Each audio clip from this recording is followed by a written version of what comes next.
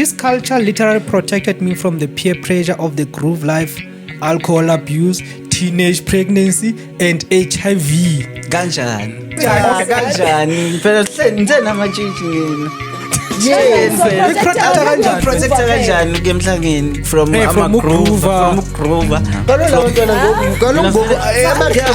wangoku sekungena umntwana ena-12 Ngiyavumelana sichayisana nabo ke tifuba ngoku ekuthiwane nangu uyaqumpa la so wena na umbaleli uba makakhambe ayobekha into yesiko lakhe uthaye kule groove ukuye egrooveni kuhlangana naphi nokuba intombi.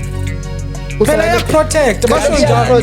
ngoba kaloku egroovini utancila Nina ube careless. nitshela ukuthi ningayi emagroovini namnandi. Vele ezinye intombi zamanje kunenye ebike trend earlier, was it last year eKZN, amanye ezinye intombi ezazidakiwe laphana ziphethe ama-astropes. Remember that? I think nonomehlo sebahluleka ukuphuza ngoku umnomehlo ubonga nje uba as long iliso An example thola ukuthi tathwa ngolwesihlanu kiwe camping ngomgqibelo ngizovuka ngigide ngalo lwesihlanu wena thola ukuthi abanye abantwana bayogruva kune event enkulu eyatiwako mhlambe kulelo kasi ohlala kulo yabo wena utabo wathi bamnandi ecamping andiye Kodwa futhi amalokujana ama-campaign awenziwa every weekend. Shuthi le weekend engenziwa lo muntu usenayo i-chance ukuthi futhi ehambe uphuza.